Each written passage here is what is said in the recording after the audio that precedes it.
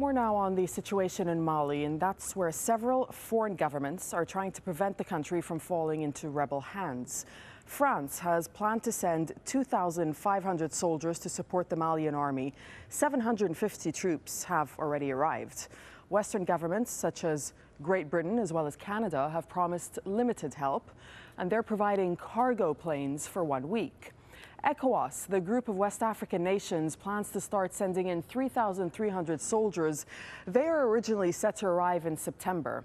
And just in the past few hours, the U.S. has said it will provide France with logistical support, but won't put any troops on the ground. Let's bring in Peter Pham. Peter is the director of the Michael S. Ansari Africa Center, and he's also a member of the Senior Advisory Group for U.S. Africa Command. He's joining us now from Washington, D.C. It's good to have you with us on Al Jazeera. So let's just talk about the U.S. Involvement for a second, because the U.S. is quite adamant that there won't be direct military involvement, but it is providing a supporting role. What do you make of that? Is this the beginning of something bigger? Well, hopefully it's not. The United States certainly has an obligation to France, an old ally and a partner, to assist where we can.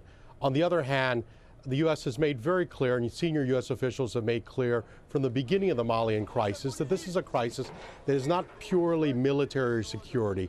It has its roots in political questions, in marginalization, alienation of certain people, and that requires a holistic approach, a comprehensive solution that includes political, social, economic, as well as security dimensions. And that's the only sustainable path forward. And Peter, from France's side, how important is it for the French to secure such support from its U.S. ally?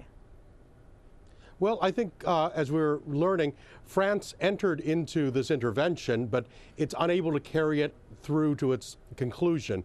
It required over the weekend the UK to provide C-17 transport planes just to move the initial basic armored vehicles and other equipment down to Bamako.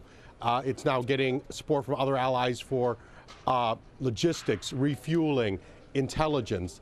And I think ultimately they're going to need more than 2,500 troops to secure this area. This was an endeavor that required a great deal more thought, a great deal more planning, and it certainly requires other dimensions than purely throwing a few soldiers in the way of the offensive by the Islamist rebels.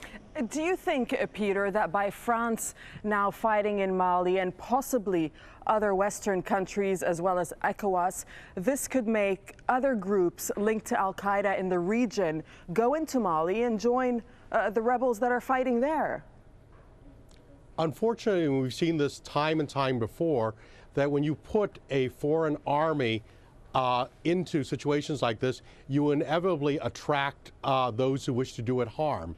We're already hearing chatter, seeing it on the internet and in cyberspace, messages of support, not only of support, but of recruitment from throughout the world. And this was even occurring before the French intervention, when I could say this is merely galvanizing it. You've now got a concrete enemy on the ground, which these people can now attack. So what is the one key reason, Peter, if you were to pinpoint one reason that Mali is important for the United States, what would that be?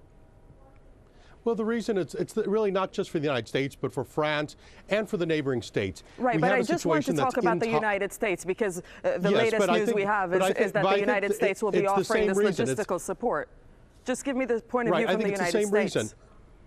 Right, but it's the same. What my point is, it's the same, that it's intolerable that an area the size of France in the middle of the Sahel is subtracted from the sovereign authority of the government and becomes a safe haven for al-Qaeda-linked militants who are bringing in extremists from around the world, gathering there with arms, flush with weapons, flush with money that they've gained over the last decade of illicit trafficking, as well as kidnapping for ransom. It's an intolerable situation that presents a risk to the entire international community. All right, we'll leave it there. Thank you very much, Peter Pham, for talking to us out of Washington. Appreciate your time. Thank you. Thank you.